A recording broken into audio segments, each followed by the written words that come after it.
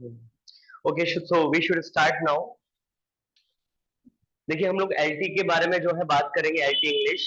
So first of all you must know the syllabus, right? So I am going to share first of all the syllabus. So that is not actually clear.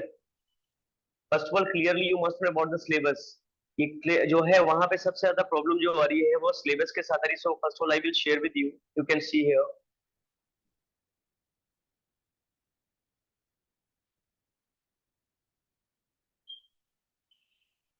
Yes, all you can take the screenshot also, whatever I'm going to share here. No. Now on the screen you can see this is your syllabus actually, right? वैसे देखिए ये कई सालों से चलता आ रहा है and कोई चेंजेस ज्यादा कुछ करेंगे नहीं मेरे ख्याल से। So here you can see on the screen UK triple S C L T syllabus English syllabus, right? Assistant teacher LT they have given subject English and they have given level graduate. Okay, so आप में से most probably जो है सभी form भर सकते हैं जो ग्रेजुएट है इंग्लिश से, इंग्लिश लिटरेचर से। 3 इयर्स आपके पूरे कंप्लीट होने चाहिए, बीएड होना चाहिए और जो है कैट होना चाहिए आपका। इसमें देखिए ग्रामर वर्ड दिया है। एक्चुअली जब मैं पढ़ाता हूँ तो स्टूडेंट्स कंफ्यूज होते हैं, sir only they have given the grammar word and English uses they have given, so what is the meaning of it, right? So we have to study in depth, deep study, we must have the deep knowledge about it. तो actually जो है मैं आपको बताऊंगा वहीं से। देखिए कितनी गारंटी है आप लोगों के साथ मैं बता रहा हूँ कि what ever I will teach 100% you will find the 100% surety है बिल्कुल, राइट? लास्ट ईयर भी कुछ स्टूडेंट्स पढ़े थे, आप शायद यदि उनसे मिलते तो पूछ सकते हैं कि कुछ क्वेश्चंस छोड़कर देखिए इसमें क्या हुआ। उन्होंने क्या किया, लिटरेचर के जो थे उसमें एनसीईआरटी बुक्स का ले लिया था। So you can see NCERT books कहीं पे भी उन्होंने mention नहीं किया। They have given grammar. I will teach you grammar also. English uses about the word meanings, synonyms, antonyms, one word substitutions, all the things I will teach you. About the drama, whatever the writers we are having, about the drama will study after the British prose, after the British, American, Indian English poetry and British poetry till 18th century. अब देखिए यहाँ पे ये बड़ा confuse करेगा आपको। 18th century के British, American, Indian English poetry और ये सारा पढ़ना आपको 18th सेंचुरी के एंड 19th सेंचुरी के एंड 20th सेंचुरी के ब्रिटिश पोइट्री, राइट? तो बचा क्या बताइए इसमें, आप कुछ बच रहा है आपका? 18, 19, 20 सेंचुरी में हम सारा पढ़ ले रहे हैं, जबकि मैं आपको बताऊं लिटरेरी टर्म्स में जाओगे so you have to study about the 10th century, 11th century, 5th century, right? उस टाइम से मैं आपको पढ़ाऊंगा सारी चीजें। After that they have given British fiction, Indian English fiction and Indian short stories in English. तो मैं आपको बताऊं this is not clear, clearly they have not mention about the writers, about which writers you must know about it. तो वहां पे क्या करना है आप लोगों को, मैं जो जो राइटर आपको बताऊंगा, इवन देखो मैं आपको जो पढ़ाऊंगा उसका पूरा एविडेंस दूंगा मैं आपको, जो प्रीवियस ईयर के क्वेश्चन पेपर से मैं आपको दिखाऊंगा इसमें, राइट? और जो लास्ट ईयर भी हुआ था, इसमें लास्ट टाइम हुआ था 2021 में, उसका भी मैं मेंशन करूंगा, शो करूंगा कि मैं जो राइटर पढ़ा रहा हूँ उसमें किस तरीके से जो आने हैं क्वेश्चंस बनते हैं और जो बन चुके हैं ऑलरेडी, राइट? तो देखिए ये सिलेबस 99% यही सेम सिलेबस होगा बिकॉज कई सालों से रिपीट करते हुए आए। तो ग्रामर में देखो ये क्लियर नहीं कि ग्रामर में क्या पढ़ना है। ग्रामर में बहुत सारी चीजें, टेंसेस हैं आपके, पैसिव वॉइस हैं, मॉडल ऑक्सिलरी वर्ब्स हैं, नरेशंस हैं आपके, सिंटैक्स है आपका, सब्जेक्ट ऑफ एग्रीमेंट है आपका, बहुत सारी चीजें। एंड इंग्लिश यूजेस में क्या है, बहुत सारे यूजेस हैं, वर्ड्स होते हैं आपके, सेम मीनिंग वर्ड्स से आपके, वन वर्ड सब्स्टिट्यूशंस हैं आपके, फिर आपके अपोजिट वर्ड्स होते हैं, बहुत सारी चीजें होती है उसमें। ड्रामा बहुत सारे, ब्रिटिश आपने जो पढ़ा होगा उसमें विलियम शेक्सपियर के बहुत सारे ड्रामा पढ़े होंगे इसमें आपने, जॉर्ज बर्नार्ड शॉ का पढ़ा होगा आप लोगों ने, राइट? और भी बहुत सारे राइटर हैं जिनका आपने ड्रामा पढ़े होंगे। तो इसमें कोई क्लियरली मेंशन नहीं है, राइट? इसमें क्लियरली मेंशन, लेकिन मैं जो जो राइटर बोलूं उसी को आपको पढ़ना है, 101% आपका उसी में से आ जाएगा। तो मैं जो बता रहा था कि लास्ट ईयर जब हमने पढ़ाया था तो देखिए आप पूछ सकते हैं, उनमें 72 वाले भी हैं, उसमें आपको पता होगा 67 के आसपास कट ऑफ गई थी, राइट? और 72 हमारे इसमें अकेडमी में से था, 75 वाले भी थे, 67 वाले भी काफी सारे थे, राइट? काफी सारे जो है 67 के 65 के अबव थे। मेन है कि आपको इसमें लर्निंग वाले बहुत सी चीजें आपको वो देखना पड़ेगा, ठीक है? तो 2 डेज आपने जैसे सर ने मेंशन कर दिया था, we have today is Monday, first day today and Tuesday, 2 days we will study grammar and 3 days we will study literature. Okay and Saturday जो होगा वो आपका रिवीजन रहेगा, आप लोग रिवीजन करेंगे अपने से, एंड संडे जो है वो भी रिवीजन करेंगे, right, and Monday we will ask about it. जो भी 5 डेज हम लोग पढ़ाएंगे, मंडे डे आप लोगों से पूछा जाएगा, उसके बाद आप लोग आगे जो है स्टडी करेंगे उसके बाद, राइट। तो चलिए हम लोग बढ़ते हैं आगे। देखिए जो लास्ट ईयर मैंने बताया था जो प्रॉब्लम आई थी, ये देखिए, ये थोड़ा सा मैं दिखा देता हूँ। ये आपका poetry, essay, novel, drama, short story, comprehensive literary forms, terms, movements, vocabulary, grammar and writing skills, ऐसे कुछ आपको मिलेगा उसमें। जो लेक्चरर का होगा, लेकिन उसमें अभी दिया नहीं उन्होंने पूरा क्लियरली, तो उसमें राइटर्स के नेम भी मेंशन मिलेंगे, वो आपके लिए अच्छा हो जाएगा यदि आप में से कोई दोनों देना चाहता है, तो वो मैं आपको बाद में बताऊंगा। फिलहाल देखिए, अब देखिए लास्ट ईयर हुआ क्या था। Actually 70 question you will find from literature and grammar means in English 70, and 30 question जो भी आप नाम कहते हैं, CDP, pedagogy और whatever, child development pedagogy और psychology और whatever आप नाम कहते हैं उसमें, ठीक है, ये 30 मार्क्स का आएगा, सारा मिक्स होगा। आप में से जिन्होंने बीएड किए होंगे तो आपको याद होगा first paper, second paper, third paper और फोर्थ पेपर, ये जो कॉमन पेपर होते हैं इसी में से क्वेश्चंस बनेगा, ये ध्यान रखिएगा। यदि आप में से किसी के पास बुक्स हैं तो बुक्स आप लोग जो है कलेक्ट कर लीजिए, उसको पढ़ते रहिए, क्योंकि वो भी हम लोग पढ़ाएंगे आपको। तो जो है 30 नंबर का आपका सीडीपी होगा उसमें, ठीक है। तो मैंने कहा 70 मार्क्स, 70 मार्क्स का क्या होता है, देखो ये वेटेज अलग अलग कर देते हैं क्योंकि क्लियरली मेंशन नहीं करते, 10 to 15 या कभी कभार 20 मार्क्स करते हैं, ध्यान देना जरा इसमें। Out of 70 we will get there 10 to 15 or sometimes 20. These questions will be given from grammar section, right, grammar section, and sometimes they are giving the questions from writing sections also, right. So all the things I will teach you, don't worry about it. और 50 to 55 sometimes 60 भी हो सकता है, ये कोई ratio fix नहीं है भाई। कभी आप लोगों ने स्कूल में पढ़ाया होगा तो आप देखते हैं कि वहां पे आपका एक ब्लूप्रिंट बनता है कि किस किस चैप्टर से किस किस क्वेश्चन हो, ऐसा कुछ उत्तराखंड के नहीं बनाया है, मैं आपको पहले बता दूं। तो उन्होंने क्या किया था, देखो मैं ये सामने क्यों दिखा रहा हूं मैं आपको, CBSE class 9th English language and literature prescribed books published by NCERT new Delhi. ये ध्यान रखिएगा क्योंकि मैं आपको पहले से बता दे रहा हूं कि किस तरह के क्वेश्चंस उन्होंने लास्ट ईयर जो ऐड किए थे। So they have added some questions from class 9th and 10th also. 9th का ये सिलेबस मैं आपको दिखा रहा हूं। एक बुक है बिहाइव, राइट, जिसमें आपके प्रोज सेक्शन और पोएट्री सेक्शन है, और उसमें से कुछ भी आपसे पूछ सकते हैं।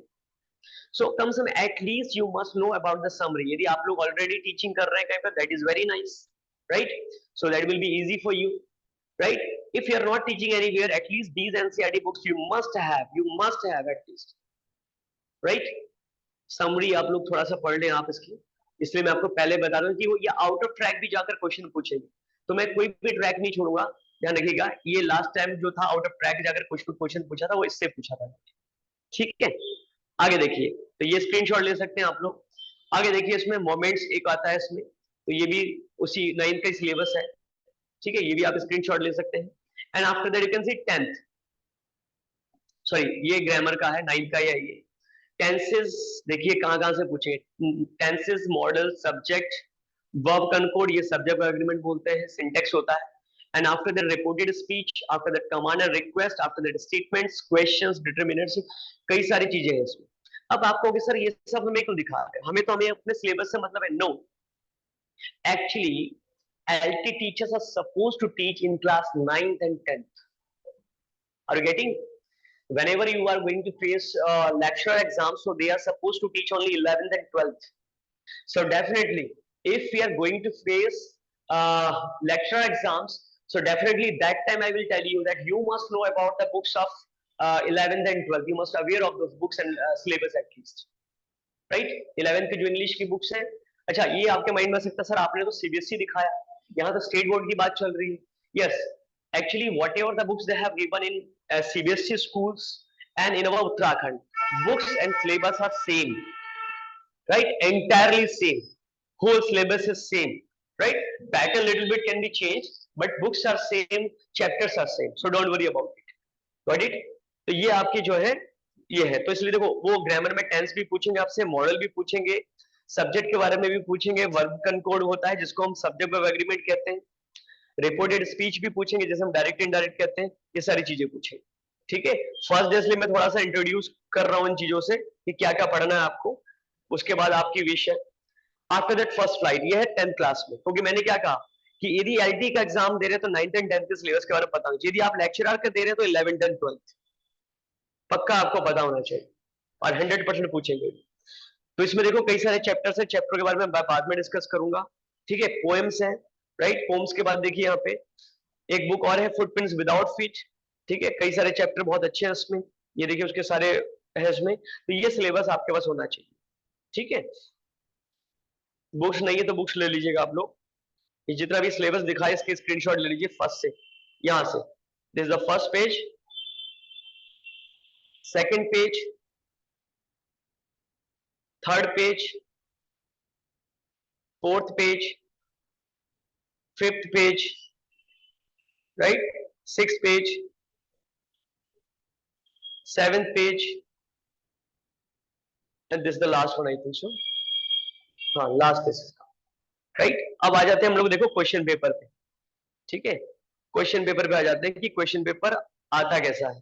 तो मैं आपको लास्ट ईयर वाला बाद में दिखाता हूं। ठीक है, पहले हम लोग इसमें आ जाते हैं।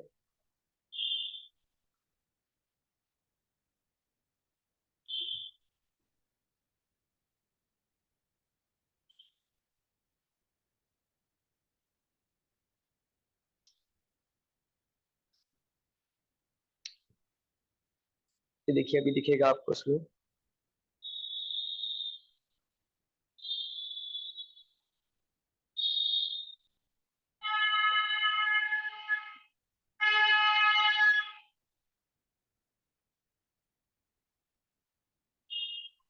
ये देखिए एलटी इंग्लिश 2011 का क्वेश्चन पेपर भी है, लेकिन 11 बहुत पुराना हो जाएगा। मैं आपको दिखाता हूँ 2018 का। ठीक है, 18 का देखो, राइट। आप लोग चाहे तो स्क्रीनशॉट भी ले सकते हैं 2018 का क्वेश्चन पेपर, और उसके बाद में आपको दिखाऊंगा 2021 का, बाद में दिखाएंगे लेकिन। ठीक है, अब देखिए इसमें मैं क्या दिखाना चाह रहा हूँ, ध्यान से पहले स्क्रीनशॉट लेते रहिए आप लोग। ठीक है, स्क्रीनशॉट देते रहिए, फिर उसके बाद हम डिस्कस करते हैं। देखिए नंबर 5 में क्वेश्चन पूछ लिया इसमें, वेट,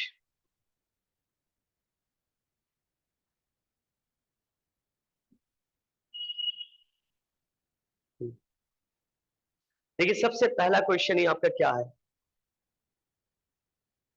सबसे पहला क्वेश्चन देखिए ग्रामर का पूछ लिया है, it was getting darker, the sentence is in. हालांकि ये ऑलरेडी टिक्ड है, तब भी आप अपना बता सकते हैं कि if they have asked it was getting darker, मैं सिर्फ अभी इंट्रोड्यूस कर रहा हूं, अभी मैं पढ़ाऊंगा आपको इसके बाद ही, थोड़ा सा आज टाइम ले रहा हूं मैं आप लोगों का। It was getting darker, so they have asked that sentence is in, so they have given four options here: past perfect continuous, past perfect tense, past continuous, and simple past. So what is your correct answer and why? Can you tell me anyone?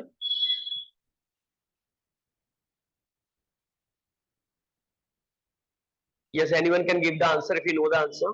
Easy question they have asked. You can see LT के मैं अपने मन से बनाकर कोई question नहीं लिखा है मैंने. All you can see, all you can take the question paper of LT 2013, oh sorry 18, and you can see they have given this question. हो सकता है सीरीज अलग हो, ऊपर नीचे हो सकता है, but they have given this question. Yes, who is giving the answer? Sir was से जो है, एक तो वो जो वॉज वर्ड है वो पास से हो गया, और ये अंधेरा जो है अभी कंटिन्यू हो रहा है, मतलब हो रहा था ना कि Yes. चल रहा है, मतलब वो, तो इस वजह से Okay. Continuous tense, past continuous tense लगा है। Very good, right? Because they have given was were plus, right? Actually, what is the formula? I will teach you according to formula.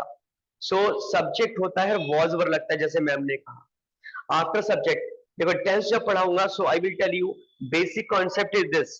First of all, we have to use subject, then verb, then object, right? So what is the subject here? It they have given as a subject. After that was were, helping verb was were, so it they have used their was with it, and after that ing form getting.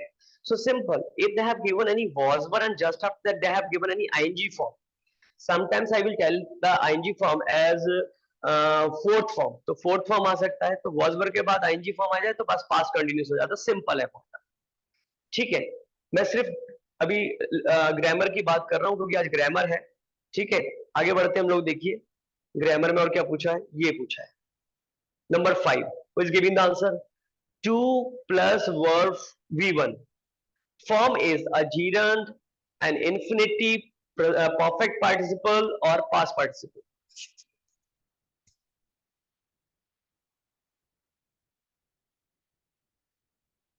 Yes, who is giving the answer? When you are giving the answer, after that you can tell your name also, who is giving the answer now. Infinitive, sir. Very good. नाम बताइए sir, what's your name please? Rajendra Kumar sir. Rajendra Kumar sir, आपको last time भी class attend करते थे ना? Yes sir. Very good, thank you sir, thank you, बहुत अच्छा लगा, पुराने जो है कैंडिडेट्स भी आए हुए हैं, वेरी नाइस।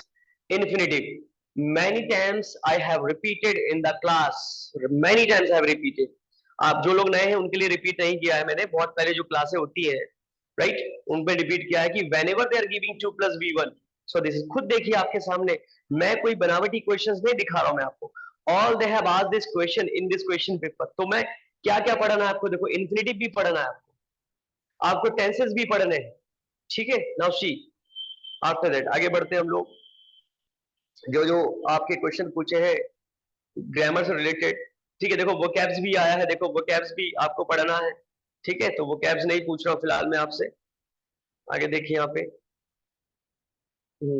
ये देखिए वोकैब से रिलेटेड पूछा है यहाँ पे 17 नंबर का, वोकैब्स भी नहीं पूछ रहा हूँ, एक ग्रामर का पूछा, देखो यहाँ पे नंबर 18 में, विच पार्ट ऑफ स्पीच, ध्यान देना जरा, इसमें पार्ट्स ऑफ स्पीच में पढ़ाऊंगा आप लोग, पहले मैं थोड़ा इंट्रोड्यूस कर देता हूं आपको।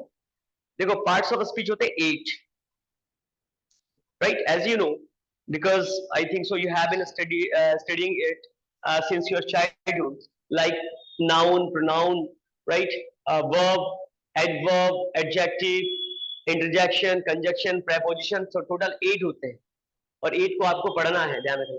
क्योंकि हो सकता है सर ग्रामर हम क्यों पढ़े सर, पार्ट्स ऑफ स्पीच तो बहुत लंबा चैप्टर सर क्यों पढ़े, भाई देखो यदि आपको मार्क्स कंफर्म लाने हैं तो आपको पढ़ना पड़ेगा, वो भले एक चैप्टर से एक क्वेश्चन पूछे, it doesn't matter, but we have to ask, we have to study about it. तो देखो पार्ट्स उसमें 7 लिखा है और सबसे लंबा चैप्टर होता है और स्टूडेंट पढ़ना नहीं चाहते, ये टेंसेस नहीं पढ़ना चाहते, देखो टेंस से भी क्वेश्चन पूछा है, ठीक है। तो देखिए they have asked here the moral law is above civil, so जो हाईलाइटेड है the bold word belongs to what, this is adverb, this is adjective, this is noun, or this is preposition, what is it? Preposition. Give me the answer, anyone can give me the answer? preposition, देखो पहले से ये ticked है, preposition है, ठीक है। क्यों आया, कैसे हुआ, जब हम डेफिनेशन मैं आपको बताऊंगा तो इजीली आपको पता लग जाएगा कैसे आया। आगे देखिए, बाकी देखो वर्ड मीनिंग भी पूछा हुआ है, एमिकेबली का मीनिंग पूछा हुआ है, ठीक है। तो वर्ड मीनिंग भी आएंगे कई सारे, दो चार पूछ चुके हैं अब तक, ट्राइम का पूछा है, और सारे वर्ड मीनिंग्स मैं आपको बता रहा हूँ, सिर्फ 2 बुक्स पढ़ो आप लोग, सिर्फ 2 बुक्स वर्ड मीनिंग्स के लिए, और कोई बुक पढ़ने की जरूरत नहीं है, only have to take first flight, sorry, 4 books of class 9 2 books and of class 10 2 books you have to study। बच्चे क्या करते हैं सर, वोकैब्स के लिए कौन कौन सी बुकें पढ़े यार, क्यों इतने सारे टेंशन लेने, only 4 books you have to study, right. तो ट्राइम्फ, एक ट्राइम्फ ऑफ सर्जरी आता है, ट्राइम्फ ऑफ सर्जरी के नाम से चैप्टर आता है, किसी ने यदि आप सुना होगा ट्राइम्फ ऑफ सर्जरी, ठीक, उसमें से पूछा गया है, तो विक्ट्री होता है। आगे देखिए, आगे है देखो एक और 1 वर्ड सब्स्टिट्यूशन पूछ लिया यहाँ पे, देखिए ठीक है। आगे बढ़ते हैं, ये देखिए एक टेंस का पूछ लिया, number 26, fill in the blank, a fire dash out in the street last night, बताइए आंसर क्या होगा? Broke. Very good. Who has given the answer? Jyoti. Jyoti ma'am. Very nice, bro. But why ma'am? How do you know this is the correct answer? Last night जो है वो past tense में बात कर रहे हैं। Very good. मैम नेम क्या बताया आपने? ज्योति राणा। ज्योति राणा मैम, पहले आपने अटेंड किया क्लास क्या? नहीं सर, 1-2 क्लास ली थी Okay. स्टार्टिंग में ना, फिर आगे तो नहीं हुई थी। Okay, okay, very good. Last night, very good. Actually, last night or whatever the past indication word they give. So if they have given any past indication word, that can be any past indication like yesterday, ago, last year, last night, previous week, previous year, so always we have to use the past tense. Always we have to use the past tense.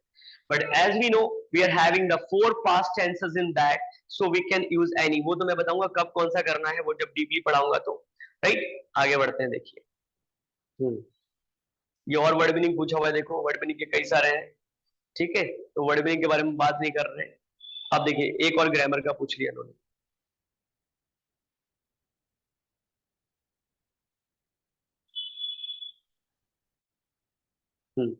Grammar क्या क्या पूछ लिया, देखो पूछ लिया mister Anurag speaks as if he dash the prime minister of India. 32 what is the correct answer and why?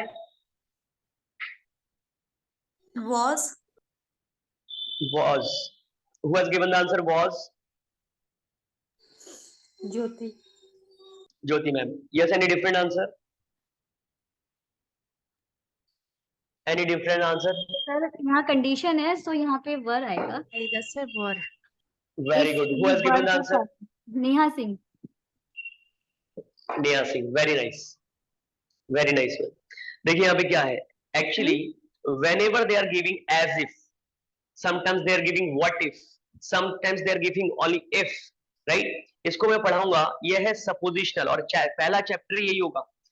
100% आप कोई भी यूपीएससी के एग्जाम ले लो, चाहे बैंकिंग ले लो, चाहे एसएससी सीजीएल ले लो, and every exam they are asking the questions from this chapter, and that is known as conditional chapter. जो पुराने पढ़े हुए उनको पता होगा, मैं हमेशा कंडीशनल से स्टार्ट करता हूँ। हालांकि बड़ा डिफिकल्ट चैप्टर होता है, शायद मैं इसलिए लेता हूँ कि डिफिकल्ट को यदि मैं समझा सकता हूँ तो शायद सारा समझा दूंगा मैं। सो suppositional chapter, sorry suppositional sentence कहते हैं कि हम जब मानते हैं, आप लोग कहते हैं ना, अरे यार वो ऐसा दिखाता है मानो कि यार यहाँ का राजकुमार हो, मानो कि वो ऐसा दिखाता है मानो कि प्रिंसिपल हो स्कूल का, ऐसे दिखाता है मानो कि ये पूरा घर उसी का हो। So as if mister Anurag speaks, mister Anurag बोलते हैं एज इफ मानो कि वह भारत का प्राइम मिनिस्टर हो। वो है नहीं, he is not the prime minister of India, but actually we are assuming, we are supposing that, right? कि हम मान रहे हैं कि मानो कि वह वहां का हो। तो ध्यान रखना कि जब भी हम मानेंगे, सपोज करेंगे, whenever we are doing the imagination, right? So always we have to use were with all the subjects. What I'm saying, my point to be noted, I'm saying here with all the subject we have to use here were. It doesn't matter that subject is singular or plural. It doesn't matter the subject they have given I is singular, and generally as you know we use was with I, was with I। क्या लगाते हैं हम लोग वर वहां पे? नहीं लगाते। I के साथ was, he के साथ was, she के साथ was। Whenever we are having any singular subject, always we are using was with that। But in this sentence, whenever the sentence is suppositional or the imaginative sentence or suppositional sentence, always we have to use verb with all the subject. The subject, it doesn't matter the subject is singular or plural, always। Got it? he होगा तब भी verb लगाओ, she होगा तब भी verb लगाओ। But generally क्या करते हैं हम लोग he के साथ was लगाते हैं, he के साथ was लगाते हैं। यहाँ क्या कर रहे हैं हम? he के साथ verb लगा रहे हैं। अभी मैम ने दिया था आंसर was आएगा, हाँ मैम ने अपने अकॉर्डिंग सही दिया, लेकिन यही तो हमें सीखना है। वो बहुत इजीली क्वेश्चन नहीं पूछने वाले आपसे, राइट? तो हम यही चैप्टर लेंगे कि इस चैप्टर से 100% क्वेश्चन पूछे, 100% क्वेश्चन पूछेंगे। एक पूछे, दो पूछे, बस चैप्टर क्लियर करो, आपका जो है इजीली आप आराम से कर सकते हो उसके बाद। ठीक है, आगे देखते हैं। ये क्या हो गया भाई? वेट,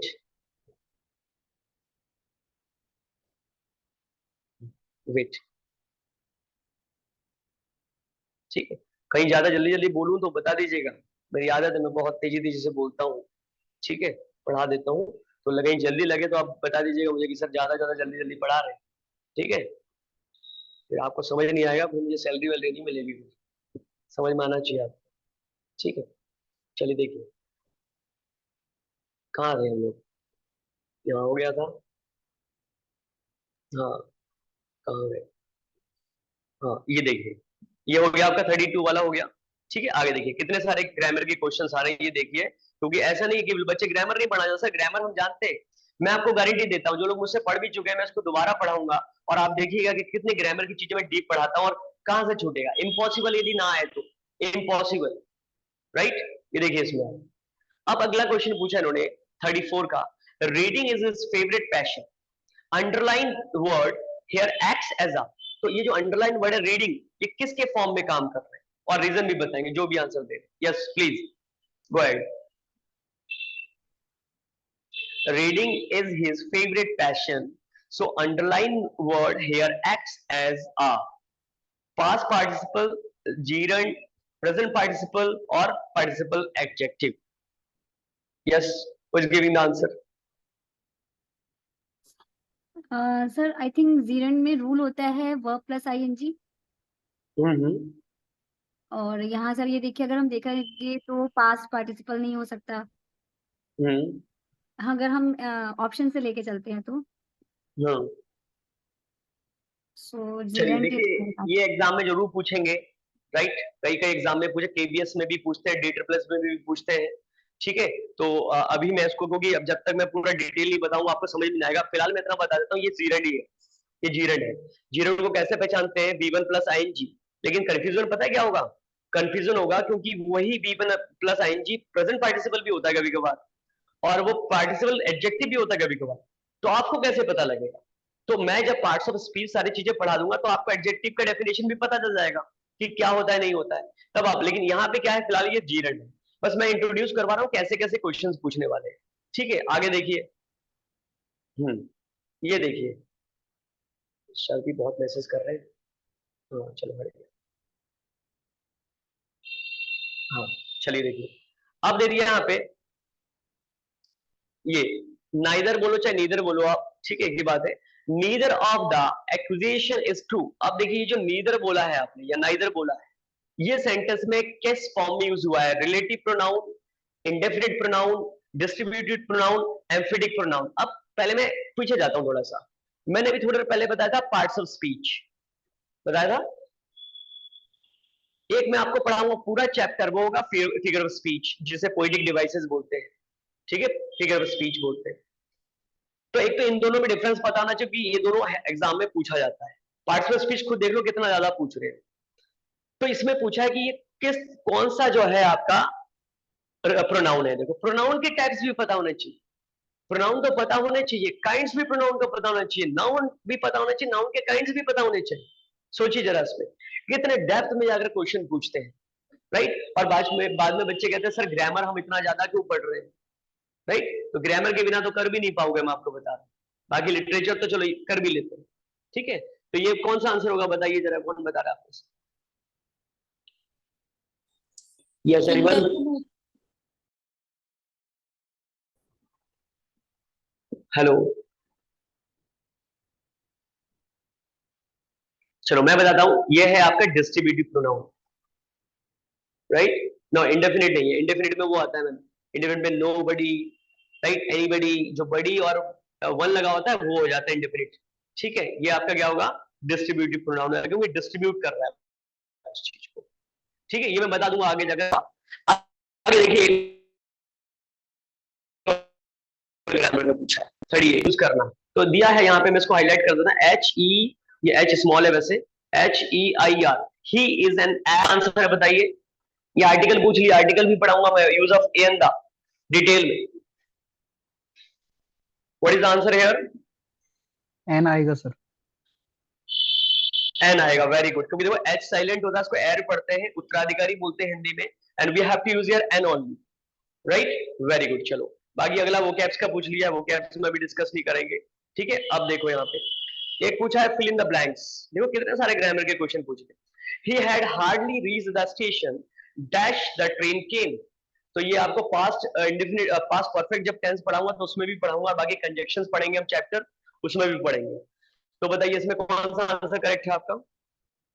when वैन, साफ दिख रहा है वैन होगा, राइट। चलो बाकी डिस्कस नहीं कर रहे हम ज्यादा। एक और क्वेश्चन देखो 42, fill in the blanks, they were dash entering the village,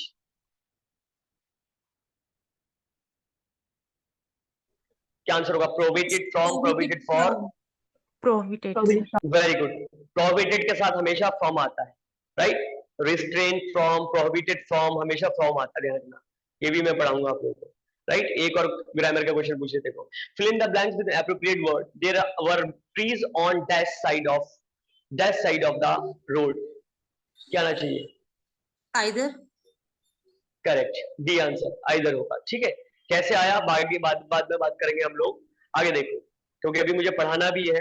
एक और क्वेश्चन देखो ग्रामर का, 48, more of us die in bed then out of it. In the given sentence more क्या है? मोर क्या है?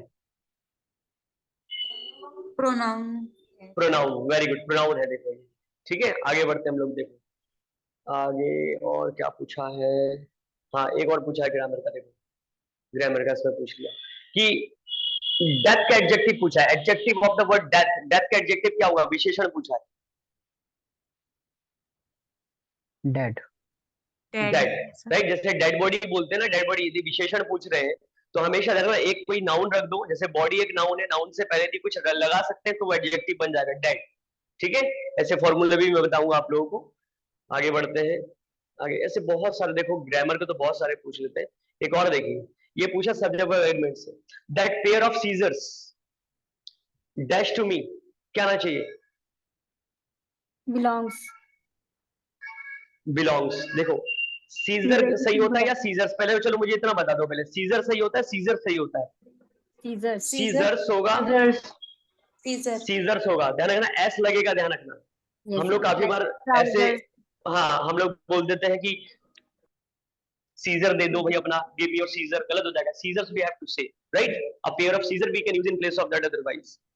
आगे देखो, आगे सारा लिटरेचर का दिख रहा है। हाँ, एक और ग्रामर का पूछा हुआ है, खुद देख लो ना। ग्रामर बच्चे कहते हैं क्यों पढ़ना जरूरी है। Which of the following word is possessive adjective? देखो possessive adjective पूछा है। इसके लिए मैं एक टेबल बताऊंगा आप लोगों को, उसमें से हर साल पूछते हैं। जैसे आई, ये नॉमिनेट, जिसे हम ऑब्जेक्टिव केस कहते हैं। फिर आते हैं पॉसेसिव क्या आता है। एक होता है माई, जो होता है पॉसेसिव एडजेक्टिव, और एक होता है माइन, पॉसेसिव प्रोनाउन। इसके बाद आता है माई सेल्फ, जिसको आप लोग कहते हैं रिफ्लेक्सिव प्रोनाउन। तो मैं आपको जो है 5 पढ़ाऊंगा इस तरीके से। तो बच्चे ये हैरान होते हैं कि सर एडजेक्टिव पूछा है ना, विशेषण, तो सर देयर कैसे हो गया विशेषण? भाई ये भी आता है। यदि मैंने कहा this is my class, this is my class, तो क्लास नाउन से पहले यदि कोई वर्ड आ रहा है, वो भले ही आपको प्रोनाउन के फॉर्म में दिखे, but actually that is possessive adjective. और ये कई बार केवीएस में भी पूछा है, केवीएस तक में पूछा, डी ट्रिपल एस बी में भी पूछा हुआ है। ये सारे क्वेश्चंस पूछते हैं वहां पे। ठीक है, तो मैं जरूर हाईलाइट करूंगा इन चीजों को। ठीक है, आगे देखिए, आगे सोनेट वनेट ये सब चलिए बाकी हो गया है। तो 10-15 क्वेश्चन पूछते पूछते हैं, 15-20 भी हो सकते हैं इसमें। ठीक है, अब हम देखिए पहला दिन है तो हम लोग स्टार्ट करते हैं, क्योंकि 2 डेज मिला है हमें। और थोड़ा आज मैं टाइम लूंगा, 7 to 8 की क्लास है, तो ये दिखाना बहुत जरूरी था, क्योंकि कम से कम आप लोगों को पता हो कि हमें क्या पढ़ना है, नहीं पढ़ना है। ठीक है, तो आज हम लोग स्टार्ट करते हैं, हमारा टॉपिक लेते हैं हम लोग यहाँ पे कंडीशनल। अब थोड़ा सा फोकस कीजिए प्लीज। ठीक है, चाय वाय पी रहे हैं, थोड़ा कुछ खा पी रहे हैं, तो थोड़ा साइड में रखकर फोकस कीजिए अब थोड़ा सा। ठीक है, हाँ खाना पीना होता रहेगा, थोड़ा सा पढ़ लेते हैं हम लोग। चलिए देखिए आप इसमें, ये है आपका कंडीशनल सेंटेंसेस में। भाई किसी को टफ लगे वो भी बता दीजिएगा, बट आई होप सब आप इंग्लिश के टीचर्स हो, इतना तो सबको पता ही होगा, इसलिए मैं इससे ले रहा हूँ, because this is very important, this is that's why I am taking. चलिए आते हैं हम लोग वापस में। Please concentrate your mind and please this is my humble request to all, right? If you didn't get anything please without any hesitation you can ask, right? अभी और पहले इसके भी कुछ भी समझ में ना आए तो अब ध्यान देना जरा। Now we are going to start today conditional sentences. Conditional sentences. Actually, generally we are having 4 types of sentences here. Conditional sentences. First of all, zero conditional. Second is conditional number 1, and third is conditional number 2, and fourth is conditional number 3. अब आपके mind में थोड़ा सा question arise होगा, sir what are you saying sir? You are saying 4 types of conditional sentences are here, and you are saying here zero conditional, number 1 and number 2 conditional number 1. ऐसा क्यों sir? भाई number 1 conditional number 1 तो 1 में आना चाहिए। Actually देखिए ये zero conditional में कंडीशनल नहीं होता है, इसलिए इसको नंबर 1 पे रखा जाता है। नंबर 2 पे रखा जाता है कंडीशन नंबर 1। आपसे जब मैं क्वेश्चन पूछूंगा आप ऐसे ही जवाब देंगे, राइट, क्योंकि ये यूनिवर्सल है, मैं अपने तरफ से कुछ मॉडिफाई नहीं करूंगा। अब देखिए आगे बढ़ते हैं। हर कंडीशनल सेंटेंस के जनरली 2 पार्ट्स हो। एक पार्ट होगा इफ क्लॉज, जिसका नाम मैं कहूंगा डिपेंडेंट क्लॉज भी कहूंगा, कहीं कहीं आप लिख सकते हैं, क्योंकि आप कहां से पढ़ रहे हो मुझे नहीं पता। तो एक हो जाएगा आपका डिपेंडेंट क्लॉज, जिसको हम इफ क्लॉज कहेंगे। दूसरा क्लॉज होगा जो होगा मेन क्लॉज, जो लिखा है देखो यहाँ पे मेन क्लॉज, उसको कहेंगे हम independent clause. Independent, dependent, independent, right. तो देखो हर एक कंडीशनल सेंटेंसेस में जनरली 2 पार्ट्स होंगे। First part will be known as if clause, जिसमें इफ होगा, लेकिन देखो आपको एग्जाम में घुमाने के लिए इस इफ पार्ट को बाद में भी दे सकते हैं। कसम मत खा लेना कि लकीर के फकीर बन गए sir, you have told in the beginning it should be, then it must be in the beginning only. No, इस इफ क्लॉज को उठाकर वो आगे भी दे सकते हैं, और इस मेन क्लॉज को वो लेकर वो पहले भी रख सकते हैं। Got it? पहले भी रख सकते हैं, ठीक है। फिर इसमें भी देखिए if clause main clause, if clause main clause, if clause main clause, और डिपेंडेंट क्लॉज इंडिपेंडेंट क्लॉज, जो भी आप। अब इसमें क्या डिफरेंसेस है, पहले हम देखेंगे इफ जीरो कंडीशनल की बात। तो ध्यान से देखिए, इसमें ब्रैकेट में लिखा है प्रेजेंट टेंस लिखा है, और इधर भी लिखा है present tense. Please focus, please focused, ये बहुत इंपॉर्टेंट चीजें बताने वाला हूं मैं।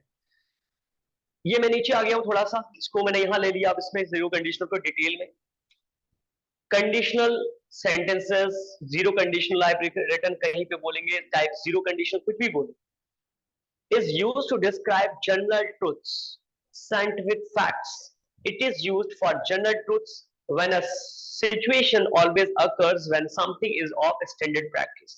Right? इसको रट्टा मारना है, ठीक है, बाय हार्ट लर्न कर लेना, नहीं करना है, मजाक कर रहा हूं। आगे देखो, इसको रटना नहीं है बिल्कुल भी, ठीक है, ये सब कुछ नहीं देखना है, काम की चीज देखनी है बस खाली। फर्स्ट टाइप देखो, यहां से मैंने यहाँ 0 लिखा है, और यहाँ लिखा है मैंने 100%, 100%। ऊपर मैंने मजाक से बोला था इसको बिल्कुल रट्टा नहीं मारना है, एवे लिखा है बस खाली समझाने के लिए। क्या होता है वो मैं बाद में सुनाऊंगा। अब देखो यहाँ पे मैंने शॉर्टकट में यहाँ लिखा है ऑटोमेटिक, नेचुरल, यूनिवर्सल। काहे लिखा है भैया मैंने, क्यों लिखा मैंने? क्योंकि एक्चुअली होता है कि जीरो कंडीशनल किसे कहते हैं, कि दिखने में वो कंडीशनल होगा, आपको दिखेगा वहां पे इफ है। और ध्यान रखना, अभी मैं आपको बेसिक लेवल का पढ़ा रहा हूं तो मैं इफ बोल रहा हूं, आने वाले टाइम में एडवांस लेवल पे जब ले जाऊंगा तो मैं इफ नहीं बोलूंगा, ये ध्यान रखना।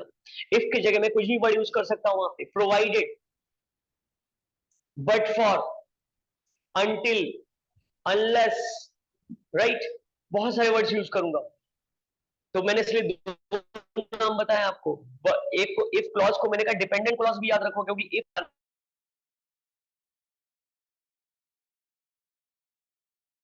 ठीक है। अब देखिए इसमें क्या है, मैंने लिखा है यहाँ पे ऑटोमेटिक, नेचुरल, यूनिवर्सल। तो ध्यान दो, यदि तुम बर्फ को गरम करोगे तो ये पानी बन जाएगा। अब बताइए, मान लो मैंने ये सेंटेंस नहीं बोला आगे वाला, और मैंने आपके सामने कहा कि यदि तुम बर्फ को गर्म करोगे, आगे मुझे बोलने की जरूरत नहीं है, all you know very well what will be the result after that.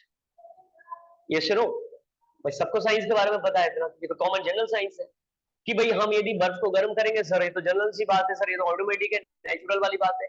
चाहे वो अमेरिका में जाके हम बर्फ को गर्म क्यों ना करें, चाहे यूरोप में जाकर क्यों ना गर्म करें, सर उसको तो मेल्ट होना है, पानी बनना है सर उसको, everybody knows about it, this is very common, yes this is very common, and that's why this is automatic, we can say natural, we can say universal truth, we can say, or you can say scientific facts, you can say.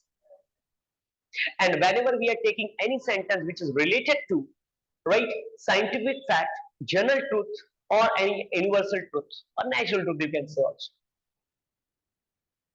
अब ये मत सोचना, कसम मत खा लेना कि हाँ यार साइंस वाले से रिलेटेड होगा पक्का, साइंस वाली चीजें हैं बस खाली जनरल, ये जो सर बता रहे जीरो कंडीशन, नहीं भैया ऐसा नहीं। आगे मैं बताऊंगा। अब मान लीजिए एक बार सेंटेंस दिया कि if anyone abuse you again and again, again and again, अब अगेन एंड अगेन जोड़ दिया उन्होंने, right, repeatedly they are abusing, if anyone abuses you again and again, भैया ये भी जीरो कंडीशनल है, भाई गाली दे रहे हैं, राइट? ये तो साइंस वाली बात नहीं है आपको। हाँ, मैं कह रहा हूँ साइंस वाली बात नहीं है, लेकिन ऑटोमेटिक है आपको गुस्सा आना है। कोई संत नहीं है, संत आदमी को भी गुस्सा आता है, कंट्रोल कर लेता है, वो अलग बात, राइट? तो वो भी जीरो कंडीशनल में होगा जहां का जो सेकंड रिजल्ट है उसका वो अंडरस्टूड हो, वो हमें पता हो, चाहे वो साइंटिफिक फैक्ट हो। मैंने कह दिया इतने सारे टर्मिनोलॉजी में क्यों यूज कर रहा हूं बताओ। यहाँ पे मैंने साइंटिफिक फैक्ट यूज कर दिया है, जनरल ट्रुथ यूज कर दिया मैंने, यहाँ कह दिया यूनिवर्सल यूज कर दिया, नेचुरल यूज कर दिया। क्यों इतने सारे टर्म्स यूज कर रहा हूं मैं? क्योंकि जहां पे उसका रिजल्ट अंडरस्टूड, अधिकतर वैसे साइंस वाले देते हैं एग्जाम में, मैं मानता हूं 99.9% तो साइंस वाले देंगे, लेकिन काहे हम 0.1% छोड़े उसको भी कवर करो आप। यदि आपको उसका रिजल्ट पता है तो वो जीरो कंडीशनल है। और क्या रूल है, ध्यान दो जरा, इसमें ध्यान देना जरा। यदि तुम बर्फ को गर्म करोगे तो ये पानी बन जाएगा। और आपको पता है whenever they give gagi ge always we have to use will or shall. Will or shall. I will teach you tomorrow. I will teach you after 8 o'clock. I will, I shall. कर रहे ना future के लिए गागी के। तो आप बताओ क्या मैंने इसके ट्रांसलेशन के लिए यहां क्या है, नहीं किया है, will or shall यूज किया नहीं किया। क्यों नहीं किया है, यही तो क्वेश्चन है। और यही सबसे एग्जाम में पूछने का रीजन भी है, क्यों नहीं कर रहे हम यहाँ पे, because this is zero conditional. How do you know this is zero conditional? You can see the result. If तुम यदि बर्फ को गर्म करोगे तो आपको उसका जो अगला वाला सेंटेंस का रिजल्ट पता है, वो पता है, वो साइंटिफिक फैक्ट है, जनरल ट्रूथ है, वो यूनिवर्सल ट्रूथ है, वो आपको पता है, right? So if you heat ice it turns to water. अब ध्यान से देखो, मैंने यहां विल शैल यूज नहीं किया है। जब भी इस तरह से आपके जीरो कंडीशन वाले सेंटेंस देते, it doesn't matter they have given will और शैल इन, सॉरी गागी गे इन हिंदी। अच्छा, आपके दिमाग में क्वेश्चन नहीं आ रहा कि सर एक बात बताओ, आप पकड़े गए हो सर, अभी आपने दिखाया हमें कि सर पूरा जो है पेपर इंग्लिश में आएगा 70 क्वेश्चंस, तो आप ये बताओ हिंदी कहां देंगे वो गागी गे? हमें कैसे समझ में आएगा सर गागी दे रहे? बिल्कुल सही पकड़े हैं, गागी के नहीं देंगे वो, लेकिन आपको समझना है कैसे, इस सेंटेंस को देखकर जो है समझना है, इस देखकर उसके सेंस को लेकर, राइट? अब देखिए एक और लेते हैं हम लोग सेंटेंस। तो हाँ, ये भी मैं बता देता हूं, यहाँ पे देखो, यदि तुम बर्फ को गर्म करो, इफ यू हीट आइस कर दिया तो ये पानी बन जाएगा, इट टर्न्स टू वाटर। देखो यहां से लगा दिया मैंने, तो इसके पीछे भी डीप पॉइंट बताऊंगा मैं आपको जब हम सिंपल प्रेजेंट या प्रेजेंट डिफिनिट टेंस पढ़ेंगे। तो क्यों ऐसा आ रहा है, पहले वाले में तो हीट्स नहीं आया, यहाँ कैसे आ गया भाई, टर्न्स कैसे आ गया यहाँ पे? ठीक है, ये बताएंगे हम, आप थोड़ा सा पेशेंस रखिए। Now you can see the next sentence. यदि आप पानी उबालोगे ये भाप में बदल जाएगा। अब बताइए, पानी को उबालोगे आप, खूब उबाले खूब उबाले खूब उबाले, तो क्या बनेगा लास्ट? क्या बनेगा? वेपर तो बनेगा ना। Everybody knows about the result. अब देखिए यहां पे फिर गागी के आ गया, क्या हम विल शैल यूज करेंगे? नहीं, यही तो रूल है, it doesn't matter they are giving the future sense, we can not use will और shall in the both clauses we can not use here. Why? Again because this sentence belongs to zero conditional, and according to zero conditional both the clauses should be in present tense only, so present tense everybody knows about it. We are having 4 tenses there: present indefinite, simple present, you can say. We are having present continuous, we are having present perfect, then we are having present perfect continuous. 4 tenses we are having. So I'm not talking about only present indefinite or simple present you have to use it. No, not at all. Right? तो यहां क्या हुआ, if you Y, देखो क्या हमने will shall use किया? नहीं करना है, ठीक है? हाँ, फिर एग्जाम वाले मारेंगे पकड़ के बहुत, विल शैल यूज करेंगे। फिर इट चेंजेस इनटू वेपर्स, फिर चेंजेस कर दिया इट के वजह से, क्योंकि इट क्या है, थर्ड पर्सन सिंगुलर सब्जेक्ट, वो तो मैं बाद में बताऊंगा आप लोगों। फिलहाल यहाँ पे जो पॉइंट है कि भाई यदि वो जीरो कंडीशनल है, भले फ्यूचर सेंस है, तब भी विल और शैल नहीं आएगा, तो नहीं आएगा। Never, we can never use will और shall in both the clauses, never. अब देखिए जो प्रेजेंट की बात कर रहा था, अब अलग अलग प्रेजेंट आ जाएंगे। थर्ड एग्जांपल देखिए, if there are clouds, dark clouds, dark clouds भरे हुए, तो 99.9% तो बारिश होती है बहुत तेजी से, आपको पता है डार्क क्लाउड्स होते हैं। तो if there are dark clouds तो अंडरस्टूड है ये भाई बारिश होनी है, राइट, बारिश हो रही है, इट रेन्स हैवीली। तो देखो ये प्रेजेंट में यदि बहुत डार्क क्लाउड होंगे तो बारिश बहुत तेजी से होगी। तो हमने विल एंड शैल यूज नहीं किया है। आप कहोगे भैया नहीं हो सकता, एक तो ये ध्यान रखना, ये नोट कर लो अपने कॉपी में कि इफ क्लॉज में तो कभी नहीं करेंगे। अभी मैं कई सारे क्लॉजेस पढ़ाऊंगा आपको, कई सारे कंडीशन पढ़ाऊंगा, तो बस इतना देख लो कि in if clause we can never use will और शैल। भाई मेन क्लॉज में तो आगे आ सकता है, अभी आगे मैं बताऊंगा और भी कंडीशन, लेकिन इसमें देखो इसमें नहीं है, बाकी दोनों में नहीं लगाया हमने विल और शैल। आगे देखो ये वाला एग्जाम्पल देखो, थोड़ा अलग अलग एग्जाम्पल लिए। If you pick up the mobile, आपने अपने मोबाइल में उठा लिया हाथ में, if you pick up the mobile and dial a number, एक नंबर को डायल किया, राइट, डायल नंबर कर दिया किसमें, right. If you pick up the mobile and dial a number, a bell rings at the other end. ये सब जानते हैं भाई, आपने एक मोबाइल उठाया अपना, एक नंबर डायल किया, तो अदर साइड से क्या होगा, एक बेल बजेगी। लेकिन बजेगी के लिए हमने कहीं विल शैल नहीं लगाया, रिंग्स लगाया, क्योंकि वो तो साइंटिफिक फैक्ट है, वो नहीं होना है भाई। चाहे वो इंगेज वाला दिखे, चाहे कुछ भी हो, कुछ ना कुछ तो आवाज आएगी उधर से, तो साइंटिफिक है। अगला देखो, इफ, इसलिए मैंने देखो अलग अलग लिया है कि आपको जिसमें नहीं लगे, इसमें अधिकतर लोग चक्कर में पड़ जाते हैं, तो इसलिए मैं अलग अलग लिया मैंने। If the battery has no charge, आपके मोबाइल का बैटरी चार्ज ना हो तो क्या होगा, the mobile does not work, simple. यदि आपके मोबाइल की बैटरी जो है चार्ज नहीं होगी तो आपका मोबाइल काम नहीं करेगा। बट वही काम नहीं करेगा यदि आप विल शैल नहीं लगाएंगे, विल शैल नहीं लगाएंगे। व्हाई? बिकॉज़ ये ऑटोमेटिक है, साइंटिफिक फैक्ट है, यूनिवर्सल है भाई, पक्का पता है सबको, एवरीबॉडी नोज अबाउट इट। काफी बार उसका दे देते, इकोनॉमिक के लॉस देते हैं। आप लोगों ने यदि किसी ने इकोनॉमिक्स पढ़ी हो तो आपको पता होगा, डिमांड ऑफ लॉ बोलते हैं। भाई यदि किसी की क्या होता है, कीमत बढ़ती है, सॉरी डिमांड बढ़ती है, तो उसका उसकी कीमत ऑटोमेटिकली बढ़ जाती है, उसके प्राइसेस बढ़ जाते हैं। तो एवरीबॉडी नोज अबाउट इट। बड़े बड़े थे, बड़े थे, बताओ पैंडेमिक में कितने सारे चीजों की डिमांड बढ़ गई थी, लोगों को कमोडिटीज नहीं मिल पा रहे थे, रेट बढ़ गए उसके। तो इकोनॉमिक के लॉस भी हो सकते हैं उसपे, यदि वो अंडरस्टूड है, ऑटोमेटिक है, साइंटिफिक ट्रूथ है, यूनिवर्सल है, तो पक्का आपको वहां पे दोनों तरफ प्रेजेंट यूज करना है। फ्यूचर टेंस यूज नहीं होगा, पास्ट टेंस यूज नहीं होगा, बस प्रेजेंट के 4 टेंस यूज होंगे, only this. And that's why this is known as zero conditional, क्योंकि कंडीशनल है ही नहीं भाई, शर्त है ही नहीं भाई। मैं कह रहा हूं यदि पानी को गर्म करोगे भाप बन जाएगा, इसमें शर्त वाली क्या बात है भाई, बताओ। हाँ, शर्त तब है आपने कहा सर मुझे सिलेक्शन चाहिए, मैंने कहा सिंपल सी बात है, आपको एक जॉब चाहिए, आपको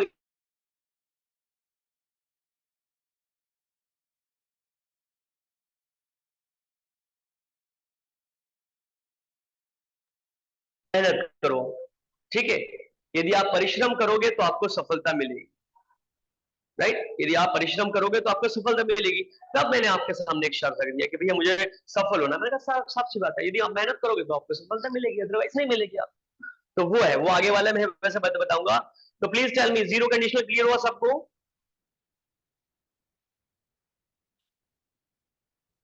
इज इट क्लियर और नॉट? भाई देखिए, इससे फीडबैक मिलता है टीचर को फीडबैक मिलता है। Yes, sir. ये Yes, अलका sir. माजी मैम ने किया है, you can send the thumb, no problem. आप you can send, otherwise you can ask the question also, यदि किसी को डाउट है तो without any hesitation you can ask. मैं जल्दबाजी नहीं कर रहा, समझाना है मेरा हमारा पर्पस यहाँ पे। ये Kalpana ma'am, yes, if you want to ask any question you have raise the hand ma'am. Yes ma'am please, Kalpana ma'am पूछिए। Kalpana Upadhyay ma'am, do you want to ask any question? Yes sir. Yes ma'am please go ahead. Sir मैंने आधी class join की है तो मैंने fees late पे की थी, तो इस वजह से वीडियो शेयर हो जाएगी? मैम फॉर्चुनेटली आज ही क्लास स्टार्ट किया हमने एलडी के लिए, ठीक है, आज जी। स्टार्ट किया है, तो डोंट वरी अबाउट इट, जो भी रिकॉर्डिंग हो रही है आपको मिल जाएगा उसमें, यस ठीक है। सर। आप कौन से जो है ब्रांच से हैं? सर मेरा एमए इंग्लिश लिटरेचर है अभी ना हाल। ब्रांच कौन से ब्रांच से है, मींस जो एकेडमीज है हमारे हल्द्वानी में, हमारे रुद्रपुर में, कौन से ब्रांच से हैं?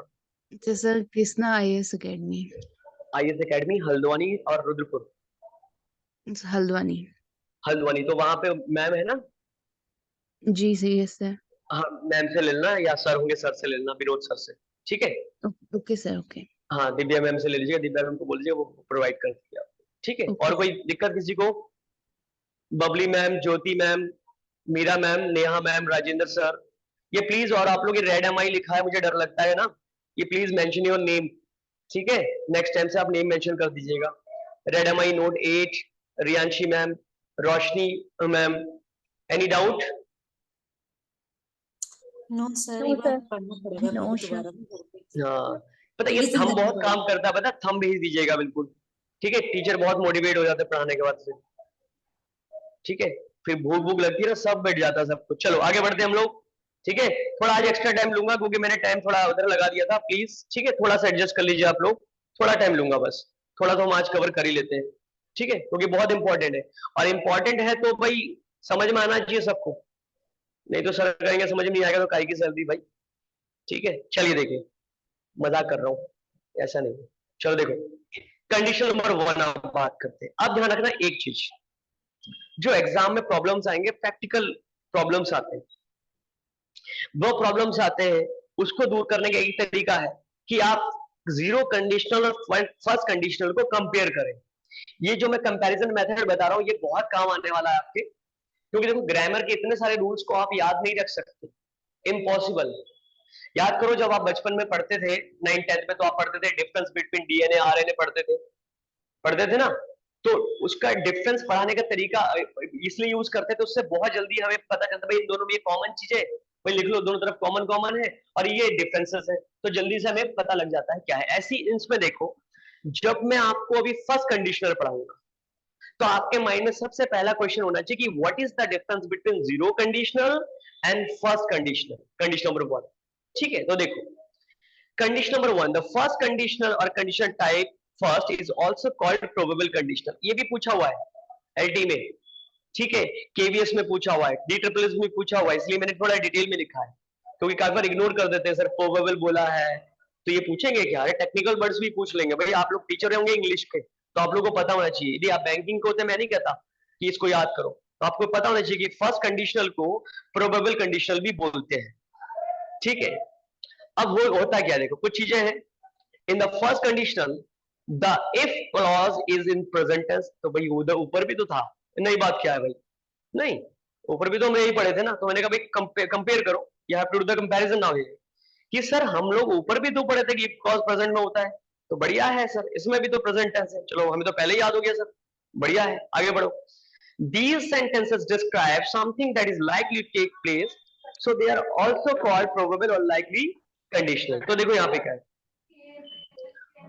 Please mute your mic please, recording चल रही है भाई, प्लीज, देखिए आपके फिर पर्सनल बातें भी रिकॉर्ड हो जाएंगी इसमें, हाँ प्लीज, और खाना वाना थोड़ा साइड में रख लो भाई, मुझे भी भूख लग रही है, खा लेंगे बाद में, ठीक है, बाद में खा लेंगे, थोड़ा सा प्लीज पढ़ाई कर लेते हैं।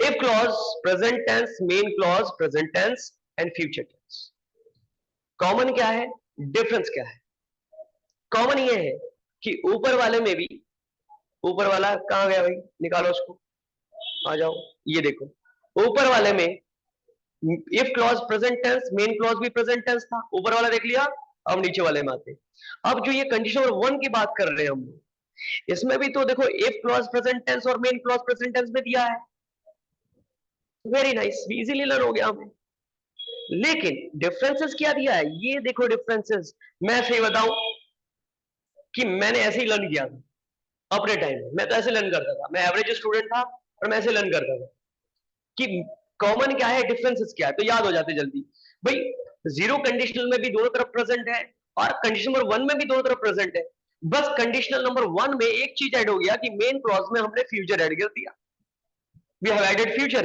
tense. If I am talking about here future tense, it means we are having 4 tenses here, 4 tenses, right? But generally we have to use here only simple present, or you can say present continuous tense, 2 tenses लेते हैं हम लोग generally, right. Future tense का मतलब 4 tense जरूर होते हैं, लेकिन आप जनरली क्या लेते हैं, ये जो मेंशन नहीं है ना, इसको आप कॉपी में मेंशन करो, डीपली बता रहा हूं मैं आपको, बता रहा हूं, ये मिलेगा नहीं कहीं बुक्स में आपको, फिर ये सारे मेरे पर्सनल नोट्स हैं, आप मैच कर लीजिए कि कहीं पे नहीं मिलेंगे आपको, सारे पर्सनल नोट है, बहुत मेहनत से बनाए मैंने, राइट। अब देखिए इसमें, ये हिंदी को थोड़ा इग्नोर कर दीजिएगा,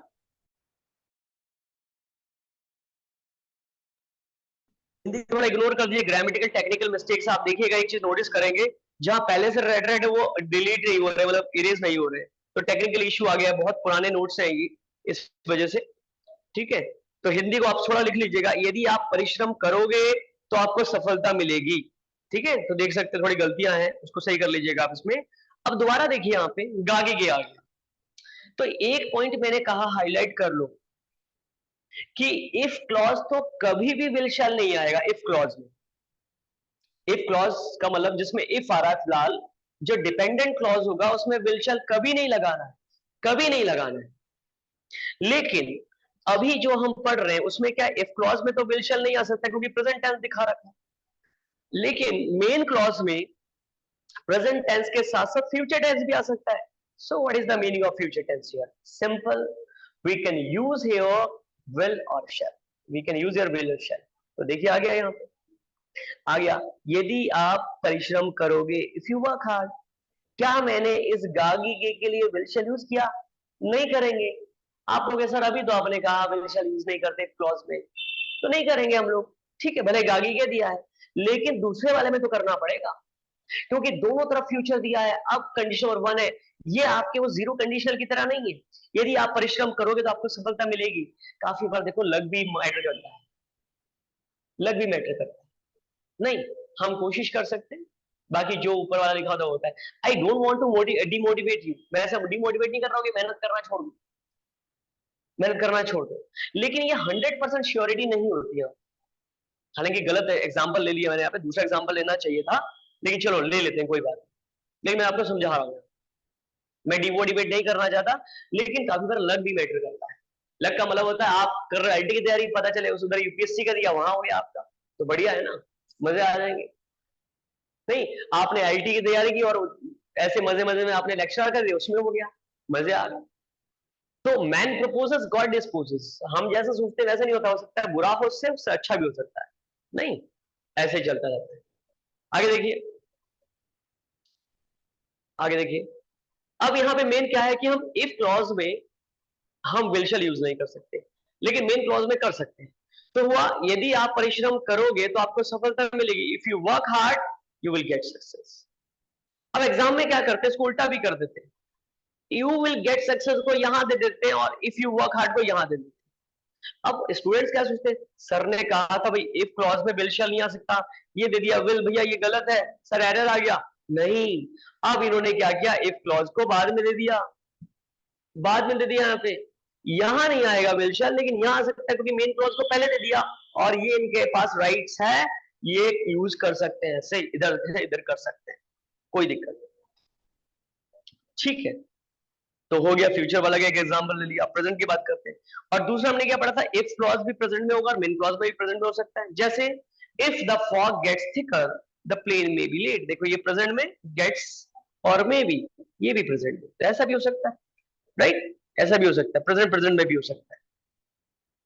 आगे देखिए, आगे है, यदि आप भार कम करना चाहते हैं तो रोटी कम खाइए, खाना चाहिए। तो if you want to lose weight, देखो प्रेजेंट में हो गया, you should eat less bread, ये भी आपके प्रेजेंट या फ्यूचर में भी कभी कभार हम सेंस को ले लेते हैं, तो प्रेजेंट या फ्यूचर कुछ भी मान सकते हैं। You should eat less bread, आपको यदि वेट कम करना तो आपको रोटियां कम खानी चाहिए, लेकिन करना मत ऐसे, रोटियां कम मत खाना, खाना तो खाना है ना, वेट कम करना तो एक्सरसाइज करो।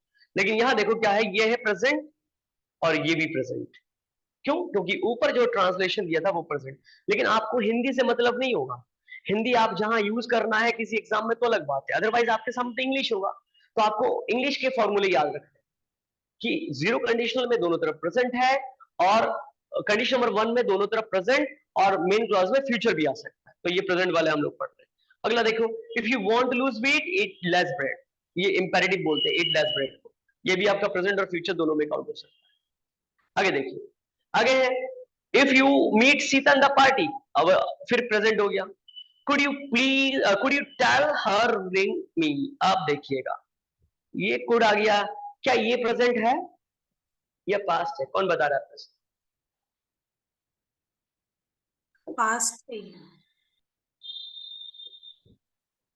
Very good, who has given the answer, please your name?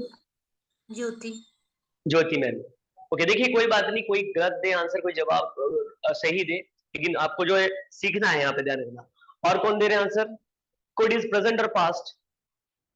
Actually मैं बता ही देता हूँ ज्यादा टाइम ना वेस्ट करते हुए, कुड आपके प्रेजेंट को शो कर रहा है। हालांकि कुड आपने पढ़ा होगा कैन का पास्ट होता है, लेकिन मैं आपको बता देता हूँ, ये मैं डीपली पढ़ाऊंगा आगे मॉडल ऑक्सिलरी वर्ब्स में। आपने सुना होगा एक sentence, I would like to call you on the stage. अब ये बताइए, विल का पास्ट आपने वुड पढ़ा, ठीक है, वुड पढ़ा, तो क्या वुड पास्ट है वहां पे यदि मैं किसी को कह रहा हूं कि I would like to call you on the stage? ना, भले ही विल का पास्ट वुड होता है, but that time we are using that model auxiliary verb for polite request, for polite request. So always remember, would and could we can use for polite request. तो यहाँ पे actual में polite request कर दिया इन्होंने कि if you meet Sita in the party, यदि आप सीता को जो है पार्टी में मिलते हैं तो प्लीज उसको कहिएगा कि मुझे रिंग करे। तो यहाँ पे पोलाइट रिक्वेस्ट के लिए आप कुड और माइट भी का भी यूज कर देते कभी कभार, और वुड का भी यूज कर देते। तो ये पास्ट नहीं है, क्योंकि अभी आप लड़ जाओगे मुझसे, सर अभी तो आपने बोला था दोनों तरफ या तो प्रेजेंट होगा या तो इधर वाला फ्यूचर हो सकता है, तो पास्ट कहां से आ गया? कुड तो पास्ट होता है। हाँ मैं मानता हूं कैन का कुड पास्ट होता है, लेकिन यहाँ पे कुड का एज अ पास्ट के फॉर्म में यूज नहीं हुआ। और इंग्लिश के ग्रामर में यही सीखना है आपको, कब क्या हो रहा है। ठीक है, आगे देखिएगा, if clause in present continuous, तो देखो प्रेजेंट की बात कर रहे हैं तो प्रेजेंट कंटिन्यूअस भी तो प्रेजेंट में आता है, ये भी हो सकता है। If you are waiting for taxi you should better go there, तो ये भी प्रेजेंट, ये भी present. If you are looking for Raju, यदि राजू को ढूंढ रहे you may find him in the park, ये भी present. If you are staying for another day I will ask, तो ये प्रेजेंट, ये द फ्यूचर आ गया। If you are going to purchase a car I will ask, तो ये क्या हो गया? प्रेजेंट और फ्यूचर। ठीक है, तो प्रेजेंट का मतलब तो कोई भी प्रेजेंट टेंस हो सकता है ना। आगे देखिएगा, आगे है, ठीक है, ये देखिए प्रेजेंट परफेक्ट और फ्यूचर, प्रेजेंट परफेक्ट और फ्यूचर, प्रेजेंट परफेक्ट और यहाँ पे वुड बेटर, तो वुड आगे देखो यहाँ पे पास नहीं है, यहाँ पे प्रेजेंट के फॉर्म में यूज हुआ, फ्यूचर के फॉर्म में कैसे। तो ये सारे स्क्रीनशॉट ले लीजिए, एग्जांपल्स बहुत सारे हैं। ठीक है, आज हम लोग क्लास यहीं तक रखेंगे और आप लोग रिवाइज कीजिएगा घर पे, और कल हम लोग डिस्कस करेंगे इस चीज को, और उसके बाद लिटरेचर स्टार्ट करेंगे third day. So take the screenshot all of you. आपको पूरा पीडीएफ मिल जाएगा, लेकिन फिर भी स्क्रीनशॉट लेना है, ये कंपलसरी है, कॉपी बनाइएगा। हाँ प्लीज। आपने टाइम टेबल शेड्यूल किया है क्या लिटरेचर एंड लैंग्वेज का? हाँ लैंग्वेज का है मंडे एंड ट्यूसडे, और जो है 3 डेज जो बचेंगे वो आपका होगा लिटरेचर का, और सैटरडे होगा वो सैटरडे आपके रिवीजन के लिए रहेगा, संडे छुट्टी रहेगा। हाँ taken first page, taken this is the first page. Now second page,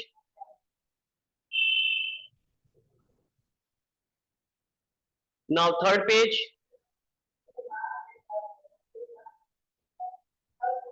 now next page। Please ये एग्जांपल जरूर थोड़ा सा प्रैक्टिस करनी है आपको, थोड़ा सा स्टडी करनी है आपको, क्योंकि कुछ भी कहीं से भी दे देंगे और बहुत मेहनत से बना हुए, ध्यान रखिएगा इसमें। ठीक है, थोड़ा अच्छे से पढ़ना है इनको।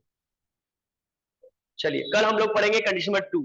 ठीक है, तो मैं अभी दे रहा हूँ नोट्स, यहाँ तक दे रहा हूँ बस खाली इसमें। अब किसी के मन में कोई क्वेश्चन तो पूछ सकते हैं। ठीक है, now you can ask any questions if you want to ask. Yes please. Jyoti ma'am, Babli ma'am, Kalpana ma'am, Meera ma'am, Neha ma'am, Rajendra sir, and red M I किसका है? Please can you unmute yourself please. Red M I and red M I note 8, red M I note 11s please. Yes yes sir. What's your name? Class Pooja. One by one please. Red M I 11s बताइए अपना name. Sir my self. Pooja. Pooja एक minute please, I will interfere you. अभी जैसे ma'am ने बताया myself is Puja, right? तो ध्यान रखना, माई सेल्फ को कभी एज अ सब्जेक्ट यूज नहीं करेंगे आप, that is grammatical wrong. Please don't mind, क्योंकि अब मैं इंग्लिश सिखाने के लाया तो मुझे थोड़ा बताना पड़ेगा, क्योंकि हम लोग स्कूल टाइम में टोकते नहीं थे तो हम लोग गड़बड़ कर देते। माई सेल्फ से कभी मत बोलिए आप बस, राइट? हालांकि बोल देते लोग इनफॉर्मल लैंग्वेज में यूज हो जाता है, but we are talking about here formal language, right? So आप आई यूज करो, माई नेम यूज करो, राइट? इस तरह से यूज करो, but please as a subject. हाँ जी, हेयर भी बोल सकते हो, दिस इज भी बोल सकते हैं ना। दिस इज भी बोल सकते हैं, लेकिन माई सेल्फ नहीं बोलेंगे as a subject, because that Yes, is sir. Reflexive noun, that is reflexive. Emphatic भी बोलते हैं उसको, रिफ्लेक्सिव नाउन भी बोलते हैं, मैं डिटेल में बताऊंगा आपको, लेकिन उसे एज अ सब्जेक्ट यूज नहीं करना है। ओके ओके नाउ, अच्छा क्या नाम बताया था मैम, सॉरी मैं भूल गया। 11S सर पूजा। पूजा मैम। अच्छा, और ये एक 11 रेड एमआई 8 है, नोट 8 है sir Kanta. Kanta ma'am. Okay, तो आपको क्या करना है, नेम मेंशन करना है कल जब आप लोग क्लास ज्वाइन करेंगे प्लीज, और फुल नेम मेंशन कीजिएगा। ठीक है, फुल नेम मेंशन कीजिएगा, कौन से यस सर। मेंशन कर सकते हो और बढ़िया है। ठीक है, आप किसी को कोई क्वेश्चन है पढ़ाई से related? Yes yes sir. Yes sir yes please clause किसे आस्क। कहते हैं? क्लॉज किसे कहते हैं? तो देखो क्लॉज का वैसे मैं अलग चैप्टर पढ़ाऊंगा, लेकिन मैं यहाँ पे आपको बता देता हूँ, जैसे मैंने आपको बताया कि if you work hard you will get success. तो जो ये पहला जो एक कॉमा लग जाता है वहां पे, राइट, जैसे देखिए यहाँ पे सिंपल कह सकते हो आप, पार्ट ऑफ अ सेंटेंस, मैं अभी दी स्मॉल में बताऊं तो ये जो है ये क्लॉज है, यहाँ तक कॉमा तक एक क्लॉज है, और इट टर्न्स टू वाटर में ये क्लॉज है, दो क्लॉजेस मिलकर एक सेंटेंस बना दिया है। ठीक है, ये मैं आगे डिटेल में बताऊंगा, क्लॉजेस का चैप्टर भी आपके उसमें, तो वो मैं डिटेल में बताऊंगा आपको। ठीक है, is it clear sir ma'am? कैसे चलेगा पता कि मेन क्लॉज कौन सा है फिर? देखो, जिसमें इफ होगा या इफ के सिवा कोई और भी वर्ड दे सकते हैं, कोई भी एडिशनल वर्ड दे सकते हैं, जैसे अनटिल होगा, राइट, या अनलेस होगा, या अभी मैं लास्ट तक चैप्टर ले जाऊंगा वैसे, या बट फॉर होगा, कुछ ना कुछ जोड़ देंगे। अधिकतर वैसे इफ देते हैं वो आपके एग्जाम में, ठीक है, या जैसे एज इफ था ऐसे दे देते हैं, तो कुछ ना कुछ होगा, तो उस जिस क्लॉज में वो इफ होगा या कोई भी इफ की जगह कोई भी वर्ड होगा, वो आपका इफ क्लॉज होगा या डिपेंडेंट क्लॉज होगा। इसके दो नाम है, इफ क्लॉज या डिपेंडेंट क्लॉज। और जिसमें सिंपल कुछ नहीं होगा, वो आपका मेन क्लॉज हो जाएगा। और भी कह सकते हो जो अपने मीनिंग के लिए दूसरे पर डिपेंड रहे, ये इफ यू हीट आइस, ये पूरा मीनिंग नहीं दे रहा है। मैंने आपसे कहा यदि आप बर्फ को गर्म करोगे, आप कहोगे सर तो क्या हुआ, आगे पूरा बोलो ना सर। तो मैं कहूंगा यदि आप बर्फ को गर्म करोगे तो ये पानी बन जाएगा। तो अपने पूरे मीनिंग के लिए जो दूसरे पर डिपेंड रहे वो डिपेंडेंट क्लॉज, और जो डिपेंड ना रहे वो independent clause. It turns to water, ये पानी बन जाएगा, ये किसी पे डिपेंड नहीं है अपने मीनिंग में, तो पूरा मीनिंग दे रहा है कि पानी बन जाएगा, तो ये इंडिपेंडेंट क्लॉज हो गया। Is it clear ma'am? Yes sir, thank you sir. Okay okay, और कोई क्वेश्चन किसी को बताइए। Meera ma'am, do you have any question? Meera ma'am, Neha ma'am, Babli ma'am, सबके लिए पूछ रहा हूं। Alka ma'am, do you have any question? Yes, sir. Sir, हाँ, Babli ma'am, yes sir, please. difference between zero type condition and first condition. देखिए वैसे तो मैंने बता दिया इसको, जैसे मैंने बता दिया इसको, फिर भी मैं बता रहा हूँ दोबारा, देखो मैं बता देता हूँ। Except universal truth और 100% और 70%, 60%. इनके अलावा अगर कोई डिफरेंस की, so that we can easily identify. देखिए वैसे तो वही सबसे मेन होता है, बिकॉज यूनिवर्सल ट्रूथ, आपने तो सारी चीजों को ले लिया, universal truth, scientific facts, general truths, तो वही सारी चीजें। तो बस ये ध्यान रखना, जिसका रिजल्ट पहले से अंडरस्टूड हो, जिसका मेन क्लॉज अंडरस्टूड होता है, राइट, वो वाला में चला जाएगा। जैसे मैंने क्या कहा था, मैंने इकोनॉमिक्स का एग्जांपल दे दिया था, please mute yourself of you. Sir ये आवाज आ रही है पीछे से। हाँ, क्या कह रहा था मैं भूल गया। हाँ, I have given the example of economics. मैंने कहा था भी कि यदि आप जो है यदि किसी चीज की जो है मांग बढ़ जाती, डिमांड बढ़ जाती, तो उसके रेट ऑटोमेटिकली बढ़ जाएंगे। तो यदि किसी चीज के मांग बढ़ेगी तो डिमांड भी बढ़ जाएगा, तो ये तो अंडरस्टूड है ना, अंडरस्टूड है या नहीं बताओ भाई, किसी चीज की डिमांड बढ़ेगी तो कोई रेट तो अपने बढ़ जाएगा। अब वो चाहे इकोनॉमिक्स से पूछे, चाहे वो आपके साइकोलॉजी से पूछे, चाहे वो साइंस से पूछे, चाहे वो मैथ से पूछे, यदि उसका सेकंड जो इंडिपेंडेंट क्लॉज है वो अंडरस्टूड है, पहले से लिखने से पहले से वो अंडरस्टूड होगा, तो वो आपका जीरो कंडीशन में चला जाएगा, वो जीरो कंडीशन में चला जाएगा। ठीक है बबली मैम, क्लियर और नॉट? Yes, sir. तो हाँ जीरो जीरो फिर कंडीशन में कंडीशनल दोनों पीएस। जीरो कंडीशन में दोनों जगह प्रेजेंट रहेंगे, दोनों हाँ बस दोनों बस ध्यान रखना, प्रेजेंट रहेंगे। ये मैम ने सही सही पकड़ा इसमें कि दोनों तरफ प्रेजेंट में रहेंगे। वैसे तो हिंदी नहीं देने वाले, ये तो आपको पता है ना, हिंदी नहीं देंगे, लेकिन जब दोनों को पढ़ोगे तब आपको पता चल जाएगा भैया ये ऑटोमेटिक है, ये साइंटिफिक और फैक्ट है, इसी में से आ जाना वैसे, ठीक है। हाँ, और और दूसरा वन क्या में है, एक प्रेजेंट रहेगा, दूसरा मतलब प्रेजेंट और फ्यूचर दोनों हो सकते हैं, किसमें किसमें बोला आपने? ये वन वाले में।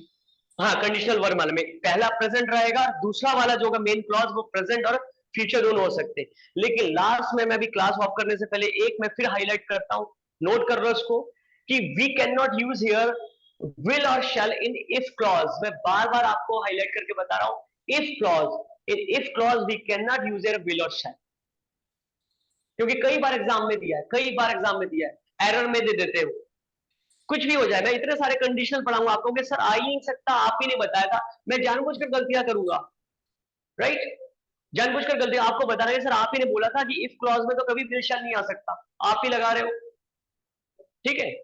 तो ये ध्यान रखना इसमें, बाकी तो आगे सही आपने जो है सही कहा इसमें कि इफ क्लॉज में जो सॉरी कंडीशनल वन में दोनों तरफ present, sorry if clause present और दूसरे तरफ मेन क्लॉज में प्रेजेंट और फ्यूचर दोनों हो सकते हैं, ठीक है। तो आई होप इतना क्लियर होगा सबको। Yes sir. हाँ एक चीज मैं और बताऊंगा, जाते जाते ध्यान रखो, आप लोग खुद टीचर्स हैं, तो देखिएगा यहाँ यदि आप यहाँ क्वेश्चन नहीं पूछोगे तो और कहीं नहीं पूछ सकते उसके बाद, ठीक है। आप तैयारी कर रहे हैं तो जितने सारे क्वेरीज होते हैं सब पूछिएगा, राइट, सर इसमें क्योंकि भी देखो लेक्चरार का भी हो जाएगा ना?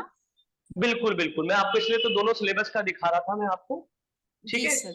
हाँ बस लेक्चरर में कुछ चीजों को मैं एक्स्ट्रा, वहां पे राइटर है तो एक्स्ट्रा राइटर मैं बाद में आपको पढ़ाऊंगा, ठीक हाँ है। जी, हाँ जी। फिलहाल जो है ये दोनों के लिए ही है, मान लो उसमें कुछ एक्स्ट्रा राइटर वहां पे होते हैं लेक्चरर के लिए, वो मैं बता दूंगा, बाकी कॉमन राइटर होते हैं, क्योंकि क्लियरली सिलेबस के नहीं 18th सेंचुरी पढ़ना है, 19th सेंचुरी पढ़ना है, 20th सेंचुरी पढ़ना है, बचा गया फिर, ठीक है। जी मैं सर। आपको सही बताऊं, ऑनेस्टली बताऊं, उत्तराखंड की गवर्नमेंट जो है पागल है, पता नहीं किनको बैठा रखा है वहां पे, राइट, ऐसे सिलेबस नहीं बनता है, लेकिन हमें पढ़ाने वालों को दिक्कत भी है। कम से कम यूपी में देख लो, यूपी टीजीटी का देखेंगे, बिल्कुल राइटर दिया, मेंशन किया हुआ है उन्होंने, राइट सर। यस हाँ तो यस, ये तो है ऐसा, सर। हाँ केबीएस में भी देखो वो भी अपना मेंशन करते हैं कि ये मैं पढ़कर आओ, ठीक है। तो कोई बात नहीं, ऐसे में ही हमें फाइट करना है ना, ऐसे में ही फाइट करना है, बस ये ध्यान रखना प्लीज, मेरी रिक्वेस्ट है कि जो जो पढ़ाऊं एवरीडे उसको रिवाइज कीजिए, अच्छे से पढ़िए, और इससे बाहर कुछ नहीं आएगा। और दूसरा, जो एलटी की तैयारी कर रहे हैं वो 9th और 10th के दोनों बुक्स को देखते रहो, थोड़ी स्टोरी पता होनी चाहिए आपको, उसी में से आ जाएगा। राइटर के नेम पूछे, सबसे पहले राइटर के नेम याद करना है, चैप्टर के नेम, राइटर के नेम, पोएम्स के नेम और उसके पोइट्स के नेम, ये पूछ लेते हैं ऊपर ऊपर से, और थोड़ा सा समरी आपको पता होना चाहिए बस, और वर्ड मीनिंग्स भी उसी में से पूछेंगे 100%, 100%। और कहीं से मत पढ़ो आप किसी बुक को, कौन पता नहीं कह रहा था ये सर आपने लूसेंट की बताई थी, सर आपने एससी गुप्ता की बताई, अरे वो बताई होगी मैंने पहले बताई होगी, आपके बैंकिंग की जो तैयारी करते थे यूपीएससी की, उसके लिए बुक्स है वो एससी गुप्ता, आपके लिए सिर्फ 9th-10th बुक्स, और जो लेक्चरर की भी कर रहे हैं वो 11th-12th, इतना इनफ है, ठीक है। ये मैम शायद हैंड रेज कर रही है, ma'am do you want to ask anything, red M I not ma'am, Puja ma'am शायद, यस मैम। सर नहीं, पूजा नहीं, कांता सर। हाँ कांता मैम, सॉरी, सर हाँ सर प्लीज इजी टॉपिक से शुरू कीजिएगा। Topic, sir please easy topic से शुरू करिएगा। इजी टॉपिक से स्टार्ट करें, जी ये टफ लग रहा है मैम आपको, ये वाला टफ लग रहा है, आप ऑनेस्टली बताइए, ठीक है, ऑनेस्टली बताइए कि टफ लग रहा है आपको, तो फिर हम लोग इजी से भी स्टार्ट कर, सारा तो पढ़ाना, देखो ये भी पढ़ना पड़ेगा आप लोगों को, ऐसा नहीं है, नहीं, तो यहाँ जी जी सर, वो रिलेट कर पाए। चलो तो 10 से स्टार्ट कर दें क्या, आप जैसा बताएंगे वैसा कर देते हैं, क्योंकि 10 भी पढ़ाना ही मुझे। Yes, what do you think all of you, ma'am कह रही इजी से स्टार्ट करें, जैसा आप लोग कहेंगे वैसा कर सकते हैं, पढ़ाना तो सारा ही मैंने आपको दिखा दिया, पूरा पेपर ही निकाल के दिखाया मैंने, आप लोग सभी एग्री होंगे तो मैं कर पाऊंगा। सर सभी पढ़ने हैं, पर वही है कि थोड़ा हमें प्रैक्टिस तो करनी पड़ेगी बार बार ना, क्योंकि इतने जल्दी हाँ ग्रामर। लेकिन मैम का कहना ये है कि इजी टॉपिक, ग्रामर में भी इजी टॉपिक ले लीजिए कोई, जैसे टेंस है या कुछ और है, इजी टॉपिक कैसा करना चाहिए, कोई इशू नहीं जैसा सर, आप हमें सही। सारे टॉपिक लेने हैं तो हाँ अकॉर्डिंग टू मैम हम ले सकते हैं, टेंस ले लेते हैं, कोई बात नहीं। ठीक है, आप लोग जैसा कहते हैं यदि टेंस कहेंगे तो मैं टेंस ले लेता हूँ, क्योंकि देखो आप लोग खुद टीचर है तो इंडिविजुअल डिफरेंसेस होते हैं, किसी के माइंड में जल्दी जाता है, किसी के लेट जाता, तो कोई दिक्कत नहीं है। ठीक है, तो मैम ऐसा कर ले मैम, जी अभी जिन्होंने पूछा था कांता मैम। जी कांता मैम, पूछ कांता मैम लीजिए ऐसा कर लेते हैं अभी, जी। कांता मैम ऐसा कर लेते हैं, अभी कंडीशनल स्टार्ट कर दिया है तो इसको एक बार खत्म कर लेते हैं, उसके बाद जो है टेंसेस से ले लेंगे या जो भी आप लोग कहेंगे ले लेंगे। ऐसा कर ले कांता मैम, कोई दिक्कत तो नहीं? यस जी सर। मैम जी। पढ़ाने का देखो तरीका देख लिया मैं कैसे पढ़ाता हूँ, ऐसे ही पढ़ाता हूँ मैं। ठीक है, हंसी मजाक करते हुए पढ़ेंगे कि याद हो जाए, तो मैं जब लिटरेचर पढ़ाऊंगा तो मैं बड़ा मजाक करूंगा उसके चीजों को याद करवाने के लिए। माइंड मत कीजिएगा मेरे मजाक का, ठीक है, बस याद करवाने के मेरा इंटेंशन होगा कि आपको याद हो जाए हंसी मजाक करते हुए। ठीक है, बस ये ध्यान रखना इसमें आप लोग। ठीक है, सर सीडीपी की क्लास भी चलेगी क्या? किसकी? चाइल्ड डेवलपमेंट सीडीपी हाँ वाला जी पार्ट। चाइल्ड, हाँ लेकिन वो थोड़ी बाद में स्टार्ट करेंगे, अभी नहीं, अभी कुछ लिटरेचर पढ़ लेते हैं उसके बाद। ठीक है, वो भी सीडीपी भी करवाया जाएगा आपको, फिर 30 मार्क्स का वो भी आएगा ना। और सीडीपी के लिए मैंने बता दिया, आप घर पे यदि तैयारी करना चाहते हैं तो 4 कंपलसरी पेपर होते हैं बीएड के, वो पढ़ना स्टार्ट कर दे, वहां से और कहीं अलग नहीं आएगा। अब आप लोग बहुत मार्केट से बुक खरीद लेते हैं पता नहीं क्यों, लेकिन वो 4 इनफ है आपके बुक। ठीक है, 4 कंपलसरी पेपर पढ़िए बस, और क्या क्या पढ़ना है उसमें से वो भी मैं बता दूंगा आप लोग। ठीक है, चले मिलते हैं हम लोग। ठीक है, thank you all of you, nice meeting, good night, take care. Thank you thank you sir. Sir. हाँ, same time 7 to 8, okay, thank you all of you, Thank you, sir. Thank you all of you, thank you.